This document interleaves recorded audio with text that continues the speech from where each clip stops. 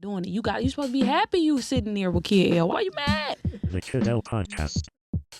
Rocking and rolling, baby. Skip's in the building. How you doing today, man? What's up, L? You came with the Lions gear on. And I had to, man. You got to show the Lion pride, man. Yeah. I gots to. Even though we lost, man. Gots to still. Because we'll be back. Yeah, for sure. Well, this was like a loss where you could tell people were just saying, hey, you guys tried. Like, you did as much as you could. Like, nobody was mad at anybody besides Campbell for not taking the field goal. Instead, he ran the play, and obviously that didn't work out.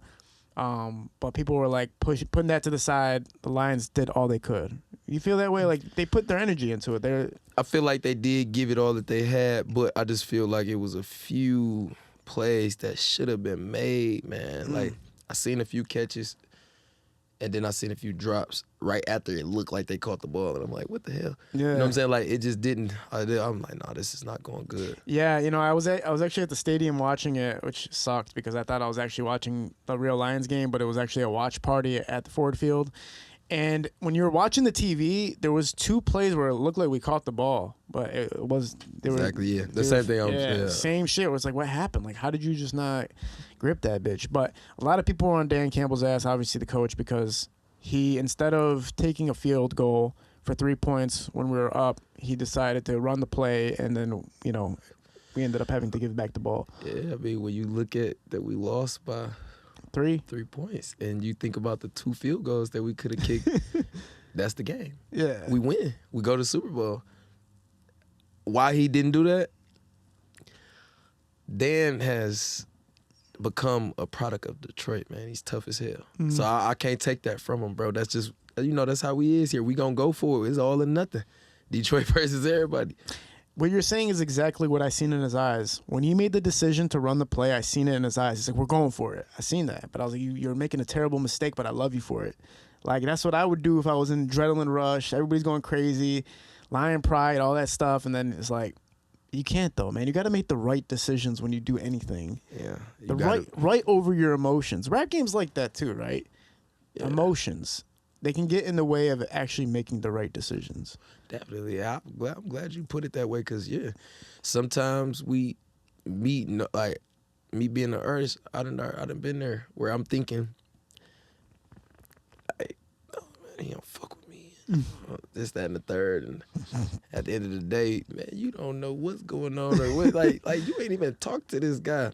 He probably ain't even seen your messages. They probably in the message request. It took me a while to understand that part. So it may take Dan, had to go through this to be able to go all the way next time. For sure, yeah. You have to put your emotions to the side sometimes. This isn't a movie all the time. Even though it feels like a movie, it's not always a movie. Sometimes you have to put stuff, like the rap game is, it's kind of interesting that you put it the way you put it with the rap game. Because isn't it funny if somebody leaves you on scene?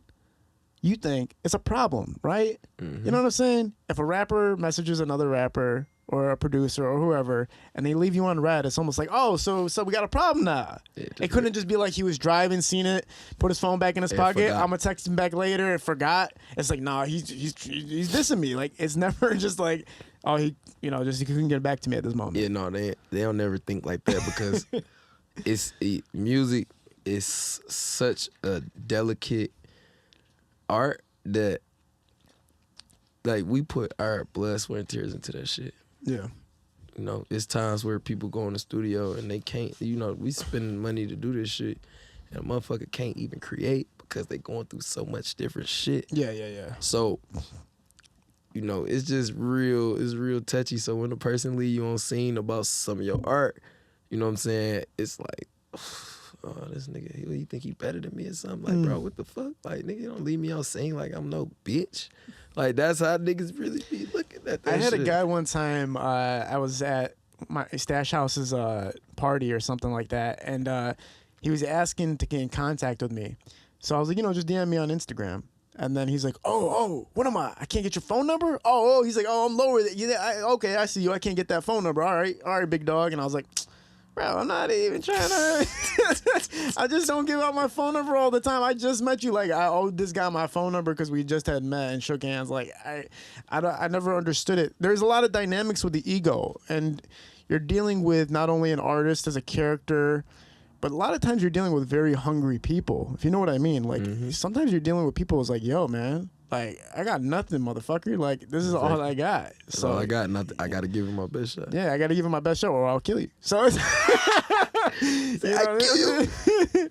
You know what I mean? What's been, you know, your artist journey hasn't been too long, but you've been working at it for a while and you've been making some moves, man. So you and Skilla Baby, I think just hit 100,000 on YouTube recently. Yeah, you dropped some stuff with DZ, like you're pushing it. You know what I'm saying? So, what's been the career like for you so far? How have you been acclimating? Really, I just been striving to really move the needle on the streams, and I would say more so being outside where I need to be at, not where I want to be, where I need to be, in the spots where everybody going, where we're gonna be able to network and brush shoulders with people that it may be hard to get in contact with because you in a motherfucking message request. You feel me? You know, I'm talking to these higher level people that have been doing this longer than me, you know, that know the game, that's took the proper steps to get to where they at right now, you feel me? So I'm trying to brush shoulders with more of those type of people so I can learn a little bit more, because I've learned a lot already, but if I don't continue to learn, then I'm going to stay at the level I'm at. So I'm trying to get this shit to go through the roof. So I'm learning new tactics and different strategies with using social media as my like main tool, you know, because I wasn't using the platform right at first. So now I'm starting to use it right and do it in such a way that, all right, every time I'm dropping, I got this post going out here, I got my promo, I got the song on DSPs. All right, boom, let's go. You're organized. Yeah.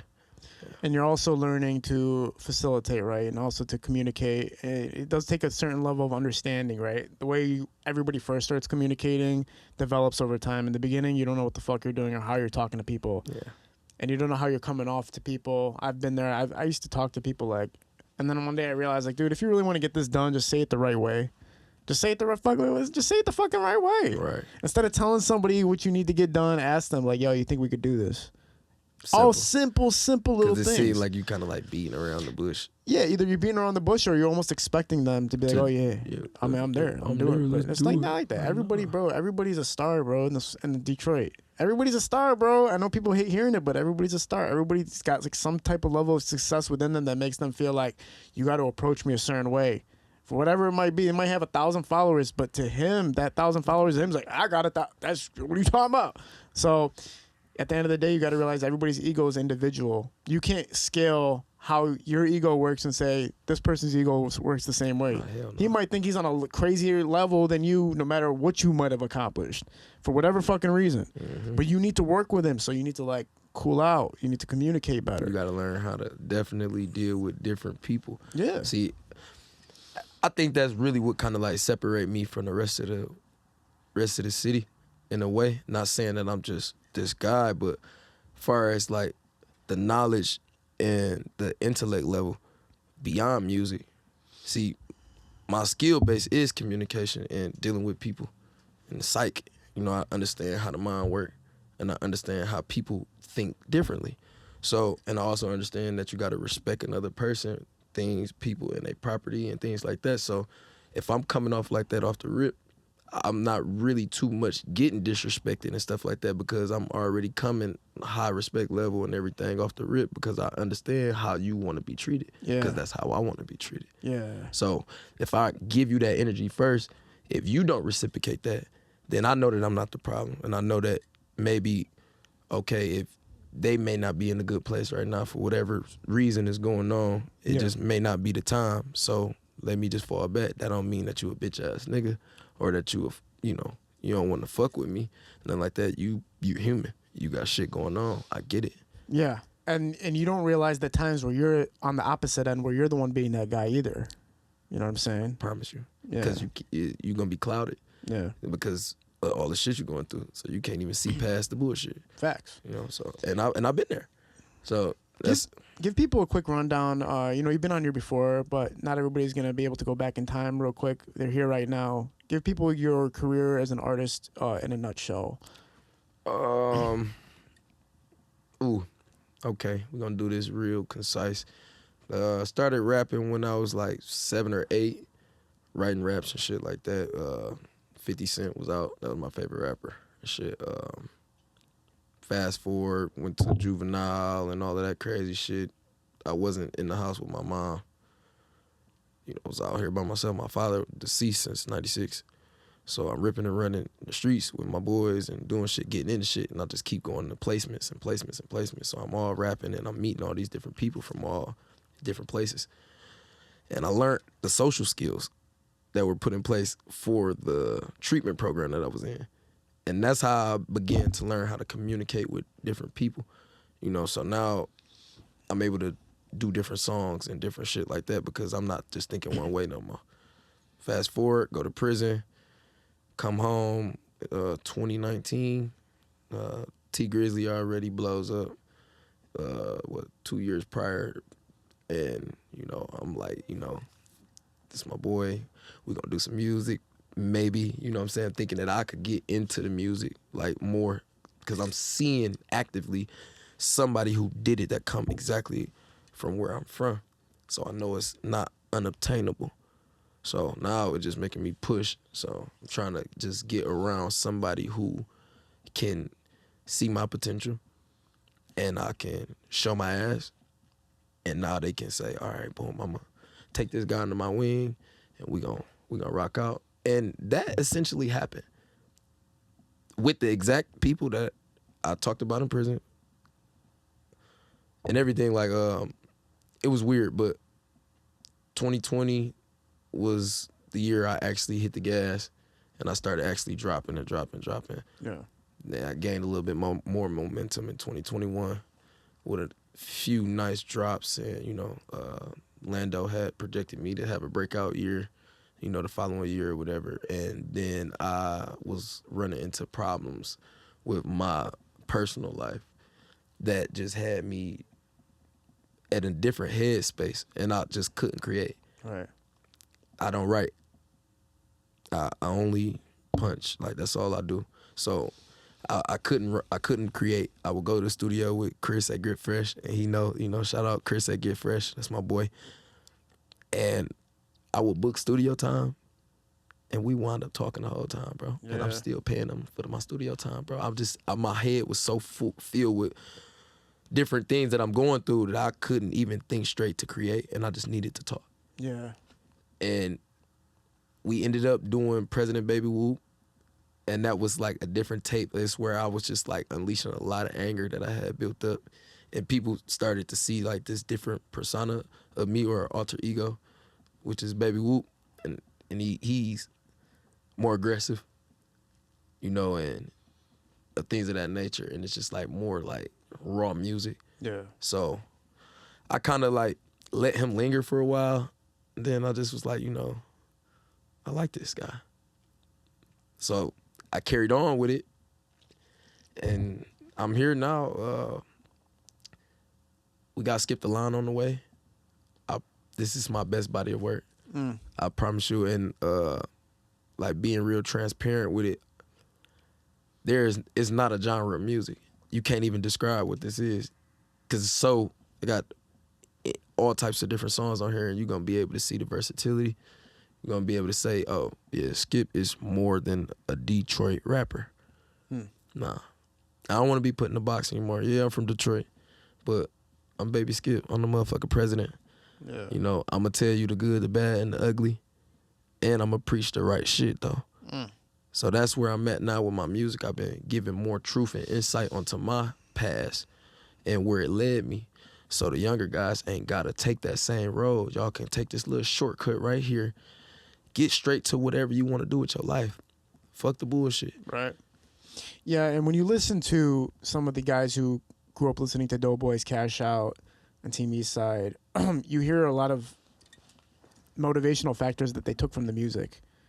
And then when you listen to more of this era's music, it's almost the exact opposite. It's like killing, robbing, fucking make money, scamming, all these other types of ways of living that don't really have to do with a hard day's earned of just working the right way.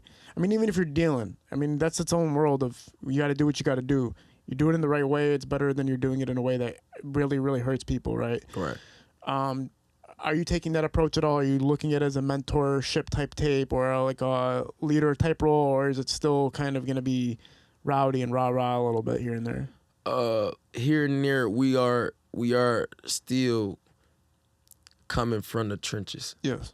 So I'm giving them insight on that. I do got a few tracks on there that, you know, is going to be a little bit more thuggish than I maybe wanted it to lead, but it's needed because I still can't hide who I am and who I've been and who I became. Yeah. So I want to just give them the transition.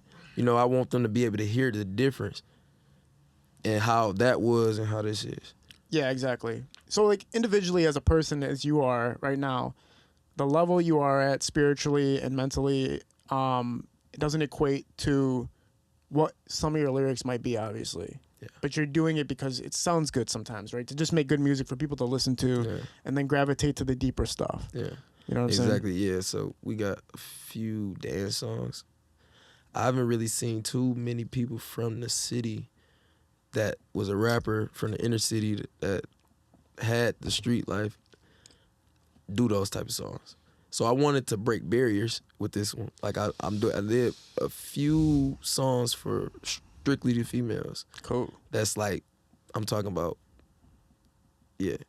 So I'm leaning more toward I'm trying to change the audience because I don't want to talk to the people that want to really continue to listen to the same bullshit, to be honest with you, because they got enough of it.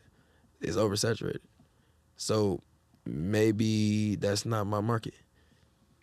I never thought about it like that. I'm way smarter than I sound when I rap like that. Right. You know, just because where I'm from and how I grew up, I chose to, you know, show that. But that's not who I am in a nutshell. I'm not just that guy, just the street guy with the hood reputation and all that other stuff that comes along with that. That's not only why I'm a father. You know, my entrepreneur. It's a lot of different things that come along with knowing Baby Skip. So I just want to get more of that out there instead of just continuing just to be like, oh, this is a street guy that's just getting money. Right, because you don't want to conform, right? You see what's successful in today's music in Detroit, and you appreciate what it is, but at the same time, it's not who you are to have to represent those same sounds. Yeah. And you're not going to be like, oh, well, I'm gonna do what works. You're saying you want to do what works for you and what makes you feel like you're doing music the way you want to do it, instead of, again, conforming to what the city's sound is. Which it is changing a lot. You know, you got guys like Skilla Baby that's helping transform what it is. You got guys like, Babyface Ray and stuff like that are transforming it and not making it all about the street drill rap and the rah-rah stuff. So yes, it's very interesting to see it. And I think it is going to get to that point where everybody's going to want to start hearing that music again. The Payroll Giovanni type shit. Like, get back into it. Talk about, you said earlier that you and Tee Grizzly were close or something like that, and you were planning on working with him, and that didn't end up working out. So what happened in that phase? So, you know, we all ran together, grew up together. You know, Mm-hmm. I'm not gonna really disclose. People that know. I'm gonna say that. But you know, we ran with each other, and we did a lot of things together. You know, outside of just being friends and, you know, things of that nature. But it was like, this was somebody that I confided into when I was a little younger, and kind of was like a figure for me at some point at that stage in my life where I was like, damn, I can do it. You know, like, cause like we've been rapping since we was kids, so it's like, you know, like, damn, I let him hear something. He like, bro, that's hard. You feel me? He already was rapping, you know what I'm saying, doing shows and stuff like that back then. You know, we was young as hell. So it was like, I was seeing this stuff happen, and I'm like, I just wasn't mature enough. You know, I just wasn't mature enough to actually go through with that. I was scared of commitment. Everything that I did, I quit it. You know, things like that. So it was like, I just wasn't ready back then. But it's like, things happen in between time. You know, he went to prison. I ended up going to prison a few years after that, after he did. And, you know, the time after he got out and he blew up, you know, I was still in prison. You know, that he's going up now, you know, and it's harder to contact people, and it's harder to, you know, those type of things.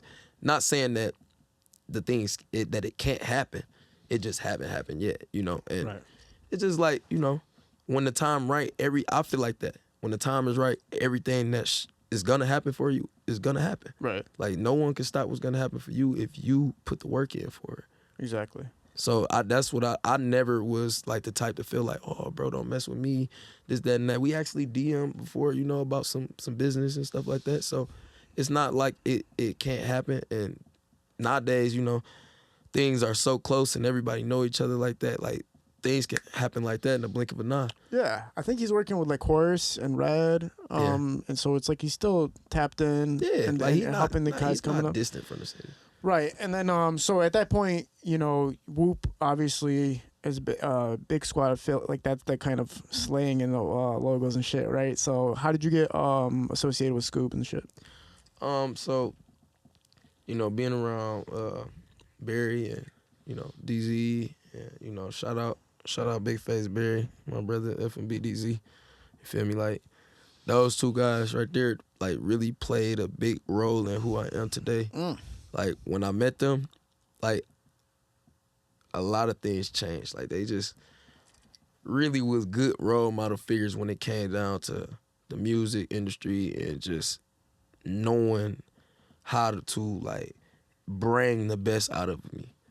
Like it was like strange tactics that I didn't really realize was going on at the time, but when you hear certain things that they'll say now, and I think back then, and I'm like, damn, he been doing the same shit to me that make me go harder. Yeah. You know what I'm saying? Like every time, like I had like a little song that I think is fire. And he like, man, that ain't nothing, boy. You need to come harder than that. Whole time, it's hard to him, but he just ain't geeking my head up to make me think that it's the best, so I won't think that I can't get no better. Right. Feel me? Still gotta elevate, even if you do make a fire song. Guess what? That's only one. It ain't no hit yet. You feel me? You ain't on no billboards yet. Keep working. Those guys, you know, when they're at that position that they're in, or where they're watching and helping coordinate careers, they get to play a little bit more chess moves with the way that they process stuff.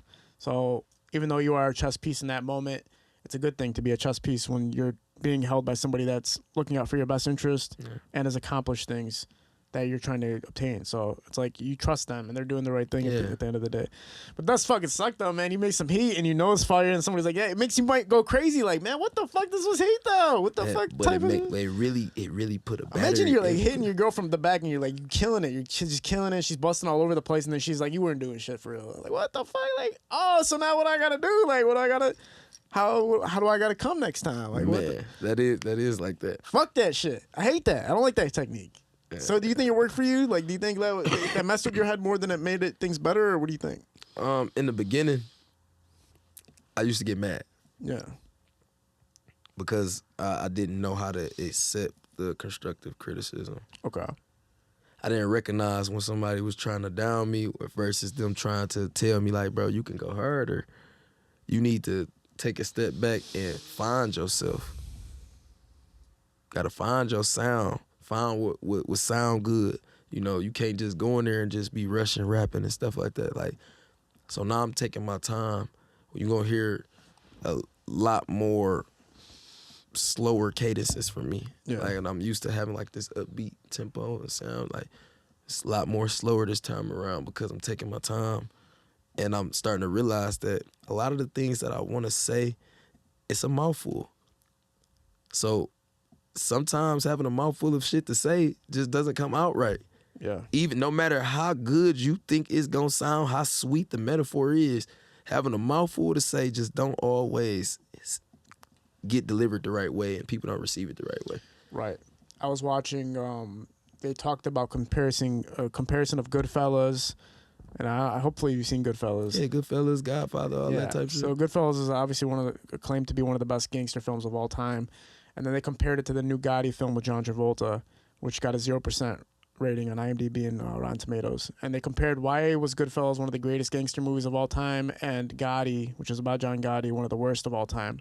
And they said that Goodfellas stuck to a period of time in those gangsters' lives, so you got to focus individually on these moments, and you got to really get into detail with these moments. It wasn't spread apart between too many years that movie was being portrayed. With Gotti, they tried to fit his entire life into 2 hours. Into 2 hours. So that kind of goes with what you're saying. Like, you can't fit everything out on one track, on one tape, on one music video. And a lot of people do try to fit everything in. It's like all this stuff is quality, but when you're pushing it all together like this, it becomes mumbo jumbo, like you're saying. So now you understand that. So this new tape you're coming out with is more of a little bit more of a polished version of yourself. Yeah. You know what I'm saying? Even when you listen to Future, he doesn't rap fast all the fucking time, right? But you're still listening to that shit like, this is fucking fire. You know what I'm saying? This isn't hockey where you have to be at full speed all the time. No. You gotta learn how to cruise. Yeah. You know what I'm saying? Because you gotta just think, we got a lot of people locked up in prisons. And most of those people are men, which means that there's more women out here. So you think the women want to keep riding around, listen to niggas talk, talk about who they killed and all this shit. I mean, they want to ride to something that's going to make them want to dance, obviously. Make them want to move and get in a good mood. Just like they already got the songs they want to listen to when they sad from the girls, So give them something to vibe to that put them in a good mood. You know what I'm saying? Even if it's not you just talking about girls, but at least get a nice beat that they can move to and put something over that. Yeah. Figure it out. I think that's what they're saying about Skilla right now. Like, he's really focusing on women's, making music for women. It's working, Yeah. Talk about current projects that you've been working on, man. You have a song called Creep that came out. That did I think 20,000 on YouTube or something like that. Yeah, I think it's at like 45K. My bad, my fault. So 45, my fault. Yeah, I was 25,000 off. That's a lot, actually. My bad. Talk about that song a little bit, man. That was one of the first songs that I noticed recently from you. Different type of tone to it. Yeah. I got an old ass soul, bro. Mm-hmm. Like, believe it or not, bro. Like, I'm really R&B type of guy. Anyway. Like, that's what my playlist, if I showed you that shit, you'd be like, what the fuck? Nickelback, Pink, all types of different. I'm all over the place with music because when you have, like, certain traumatic shit happen to you, you tend to kind of, like, listen to certain people because it puts you in an emotional state. Yeah. And it feels good at the time you listen to it, especially when you're going through certain shit. So, like, I just always had that niche already for the older music. And, like, now, like, I'm just, like I said, like, I'm taking them back. I've been going back. And I'm just like, wow, I could do, like, this sound, like, so good to me. I can do this. You know what I'm saying? And I just been having Mush. Shout out Beats by Mush, man. Been just having Mush. Like, I'll be riding, and my playlists will be playing, and something hit, come to me, and I'll be like, oh, yeah, boom. Shoot it to Mush. Mush will shoot it back to me, and it's that. And I got about maybe 20 samples right now that's like just fucking crazy. Even though I know that, you know, it's a lot of business that comes with sampling music. Yeah. So I didn't want to be there too long, but I did want to do it because it's good music, and I know if I could release it on YouTube and do certain things with it that can take, like, kind of like grasp the older crowd a little bit, because they're going to be like, damn, I remember this song. Yeah, money can solve a lot of those issues, right? You know what I mean? Like, Radiohead is probably not the easiest band to get a fucking copyright feature from or anything like that, but that's where, when I was thinking about social media the other day, that hack comes in, because now you can, like, play any song you want during your reel. Yeah. And it's a cheat code, because back in the day, you could only see that shit during a movie. Like, a crazy-ass good song would come on during a movie, and, like, that really gets you into the movie. Like, oh, this is crazy, this track's playing, the scene's happening. Now people are just able to, like, grab their phone and do it. You know what I'm saying? Like, themselves. And you feel like something with it because of the fact that the song's playing. It's really, really, really a cheat code, bro. And it sucks that music doesn't get that same cheat code. Like, you can't just go around sampling all these sounds. That would be sick to bring them back. It would be sick to bring back a lot of 90s and early 2000s songs and all these stuff and just have them sampled in the loops a little bit, but they cost crazy, crazy amounts of money. Mm-hmm. Like, you can't do it like you do with Instagram, where you could just bite something and use it real quick. You're not gonna make any money off of it, right? Yeah, that part right there. But you know, I honestly did some of those in hopes to get noticed and get that reaction. Maybe one of them go crazy and now I'm in this, because now it's just people being able to pay attention. It's publicity. It's so many other things other than just being the guy that has a song that blew up that he didn't get paid for. Yeah, that's true. The publicity is worth it sometimes, even if you're not getting paid, right? Yeah. I think Pac-Man and them had like a song recently that they were trying to get cleared, and like there was so many issues trying to get it cleared, and that got them a lot of notice. You know, Yeah. that's the thing about social media and stuff right now. It's like a balance between, okay, I'm not gonna get shit off of this, but it's gonna make my name bigger. Yeah. Versus like you're gonna create a great product that will get recognized for who you are, and that just just get took from you. Yeah, anything like that. So I don't know, man. It's a tough world. Being a rapper sounds fucking crazy, bro. I mean, I can't even being in the podcast world and being in the world that I'm in. It's already fucking crazy. So being a rapper we in the same business, brother. It's all entertainment. Yeah. But, so, like, well, no, because rappers have to deal with, like you said, real life. Like if you're in Detroit and you have to deal with real life shit, and then you have to go make a rap song, like you said, it threw you off. I mean, I guess I can't make that comparison. that's what I'm saying. You know what? Hold up. You know I'll why? change what I'm saying. I'm not from Detroit. So it's different. Hold on. That was a bad example. You're right. All entertainers have their own worlds to deal with, but I think rappers have the craziest world to deal with because you have lives on the line, basically. Right? You have. It is dangerous. Yeah, the dangerous. I'm going to say that. factor, Like, yeah. it's more dangerous because, I mean, obviously, yeah, you could probably say some things about some people on a podcast that you may not think is harmful, but they might want to kick your ass afterwards. But that could happen. But the music industry is a little bit more dangerous because of it's a lot of territories and different boundaries that people say all sorts of shit when they rapping and making these lyrics because like it's just like it's all imaginary at some point when it comes down to metaphors and shit. You coming up putting this goddamn scenario together, and then you using a real live person to compare that to. So it's like, you know, people can take it how they want to take it, and then you got the territory of, you know, like the labels, and then the people that fuck with the different labels, like all of that shit. Like it's in the clubs, then you watching out for the Jack Boys because you got shit on like this. Yeah. And That's what I'm saying. It's a layer cake, right? Like on the bottom end of it, you actually have your real life street stuff that's going on, like real life person to person issues going on, right? Then you get involved in becoming an artist. So now you got people that are in the entertainment industry that are from where you're from, and there's that whole issue that can come from that, right? Then you got beefs happening. Then you got people saying stuff on tracks happening. So you're dealing with all these different layers of like entertainment, and every other category is not like this. If you're a country singer, all you got to really do is grab that guitar and make sure you're sweet, right? That's Get some bitches in the video, you know, do some two-step, you're good. With rappers, you have all these different layers. And even like Street Lord G-Rock came on here one time and he said we were beefing and we didn't even know why we were beefing. And it's like, he's like, we thought we got dissed in a song and then later we figured out we weren't even being dissed. Like, so it's like all this shit that's happening and you're like, man, what the fuck? There's so much confusion that can happen and there's so much real life circumstances that can happen. It makes it like so like you have to walk on eggshells a little bit to be a rapper right now. It's kind of like, I don't know, just that's why I was saying earlier. It's kind of like a world that's fucked up. Like, yeah, people ask me how I deal with it, and I tell them I state. That's why I just said I'll be honest with you, bro. I really don't come outside. for real? I don't really come outside unless I absolutely have to.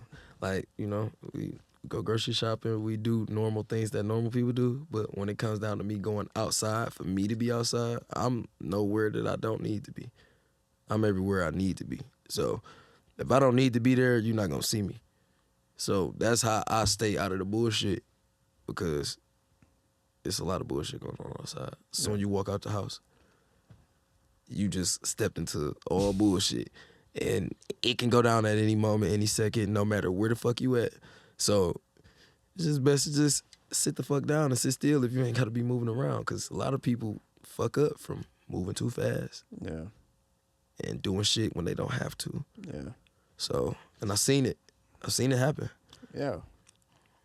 Yeah, absolutely. With 2023, Talk about the moment that stood out to you the most as far as your career is concerned. Talk about the things that meant the most to you from 2023. 2023. I feel like I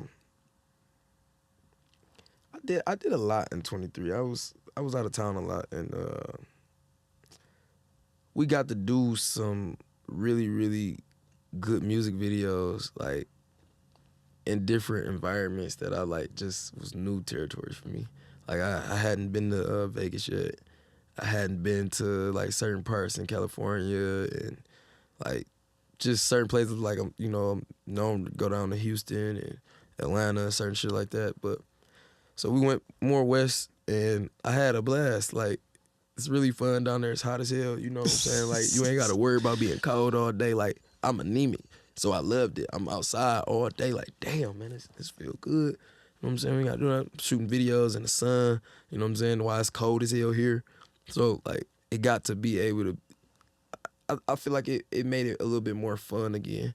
You know what I'm saying? Like, cause right now it's more like, man, we gotta find the goddamn place to shoot the video at and all this stuff. Whereas out there, man, it looks so like the environment is so different and it looks beautiful that you really can just be like, oh man, this look good. Let's pull up and shoot here. Yeah.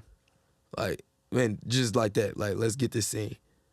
And it's that. And you're not worried about what the fuck is going on or who out there and people not all in your business or down your back trying to figure out if you're trying to rob them or not. Bro, you ever watch music videos and the artist is like looking around the whole time while he's shooting it, while he's performing because he's worried about somebody pulling up on him? He's like, oh yeah, I went to this block, and then he's like looking around like he's scared. I used to shoot music videos, so I used to see like this artist is scared out of his mind. I used to be like, yo, why are you looking around the whole world? He's like, bro, ops are everywhere. I'm like, how are we gonna get this video done with you looking crazy like this, bro? Like, what's happening? But it's real life. For real, It's though. real life. So it was none of that, you know. You get to be comfortable. Yeah. You know what I'm saying? So, But like us also, do like people from Detroit appreciate it though? Like when you shoot a music video from outside and they see like, do they go like, oh, or do they go like, nah, I want to see you in the hood where I'm at? No, it was people are like one of the best videos I think that was shot that everybody said that they liked was 3 a.m. in the Bay. And it was because I was just being myself, you know, dancing and shit like I do when I'm feeling like that.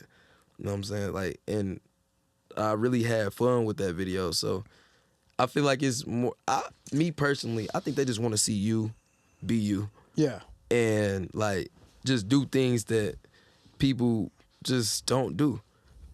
Like the average artist that's just too cool. You know, the one that sit there and hug the wall and mean mug and all that. I'm not that guy. I don't gotta be that guy. So I'ma smile. You know what I'm saying? I'ma dance. I'ma move around. I'ma get goofy sometimes.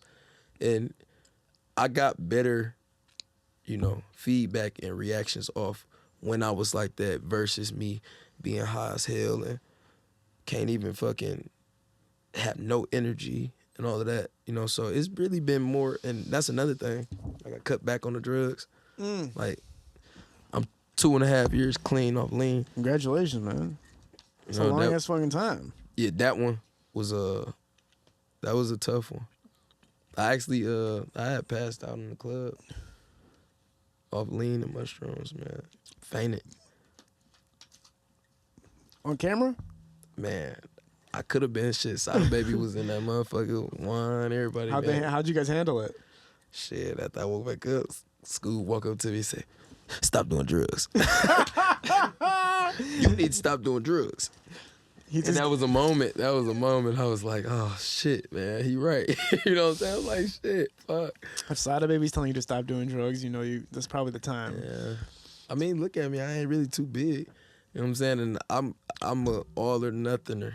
Why'd you find yourself even getting into drugs? Like, was it part of the artist lifestyle, or was it something you picked up before that? No, that was the part of my childhood. Drugs been part of. The first drugs I was taking was like Xanax and shit like that. Like I was like depressed as hell, bro. Like, dude, my life story is fucking outrageous. The shit that is like, this documentary coming soon, Bro. The shit about my life is crazy, and the shit with people, like people just would never understand. So a lot of the people that do clap for me are like super fucking proud of me right now because bro, I supposed to been dead. You don't even know, bro. I don't supposed to be sitting right here. I got shot in the head, all type of shit, bro. I ain't supposed to be here. What age were you when you got shot? What? I think it was 23. What? I'm 28. Oh. Yeah. So, you know, I'm not supposed to be like, here. what did you, how the hell did you get, what the hell? Man. So, I'm just getting out of prison. You gotta pull that mic in. My bad, bro. You good? So, I was like just getting out of prison and shit. And this was my first bid. Now, I've been doing juvenile stints, but it's nothing compared to going to prison. The mind, the state of mind, like I really feel like placement had me prepared for prison in some way, shape, or form or fashion. It was because I already knew certain things about being locked up. But that's like a different fucking world, bro. In my mind, I was kind of like, not saying I was stuck there, but some type of anxiety was built up in me when I was released. Yeah. Like I was like kind of nervous. Like I didn't even realize why, like, or what was going on with me, but like I knew something wasn't right. You know, and it was like I was starting to think like a lot of people I seen go home or come home from prison was like getting killed and shit because, you know, they moving like they still in the joint.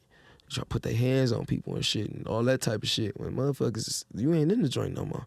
Motherfucker will pop your ass. You know what I'm saying? Thinking all that fighting shit sweet. You come home big, swell. Niggas ain't trying to fight you, bro. They gonna take you up top. So I had that anxiety built up in me and I didn't know how to get rid of it. You know, so, and even, I remember even being in prison, I used to talk to my little homeboy, Trey, like, and he a vouch, you know. I just had these, like, hella talks on the bunk telling him what I was gonna do when I got out, what I was doing with my life and shit, like. And like I said, I had kind of, like, manifested the shit with DZ and them, bro, like, for real, like, straight. But I said that to say this. Everything that I want to say, like, kind of like happened for a reason. Yeah. I didn't follow the exact plan that I set for myself when I came home. I kind of like deferred and was doing bullshit. No cap. I can't lie to you. I wasn't on my game when I first came home. Yeah. So exactly what I said would have happened to me, did. And that's just how powerful the tongue is. Yeah. When you that adamant and your energy and your frequency is raised, when you speak to the universe, it speaks back. Yeah.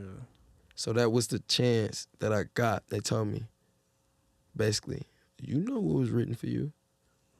You know what could happen to you if you didn't do what you told me you would do. In the blink of an eye, it happened. Because I was in them environments that I said I wasn't going to be in no more. Yeah. I was around the people I said I wasn't going to go around when I got out. So everything that I told the universe, it spit right back at me. Remember you said this? Remember you said that? Remember you said this would happen if you hang around these people, if you got back into this life? And it happened. Yeah. And by the grace of God, it just wasn't my time. Yeah. But it was an eye-opener to let me know this is what's going to happen if you continue. Yes. So I had to put that to the side. I had to stop all of that shit. Yeah. I had to like really like detach myself from the lifestyle. Like, and it was hard because I've never known nothing else. I really went out on a whim with this rap shit, bro. Yeah. I never really kind of like had no real support system when it came down to like music or anything to do with me, sports, no shit like that, my life, school, none of that shit. I didn't have it. So I never really thought I could do the shit, to be honest with you. Just never thought I could, never thought I would amount to shit because I heard, like, my mama telling me shit like that growing up, like, you gonna be like your daddy, and all of this dumb shit, like, not even realizing, she not realizing we more than just what they tell us we is, and, you know, you speaking all of this horrible shit into my life, and you telling me this as a child. I'm having nightmares and dreams of people chasing me, trying to kill me and shit like I'm in the fucking Matrix. Like agents chasing me and shit, and I'm trying to fight these motherfuckers, practicing in my dreams. You don't even know what the fuck I'm going through as a child. Yeah. I'm seeing shit. And you not noticing that, and you just, like, I feel like my mom kind of like, She had like a nervous breakdown or some shit when my father passed away, bro. And like she was young, so I'm not holding that against her because her not knowing none of the shit that I know, not even being on no funny shit, but like just not even having access to all the information that we got now. You know, where I could say, damn, my mama went through that. She was depressed. She started taking meds and, you know, having seizures, all type of shit. So like that does something to a person. Absolutely. So imagine getting beat on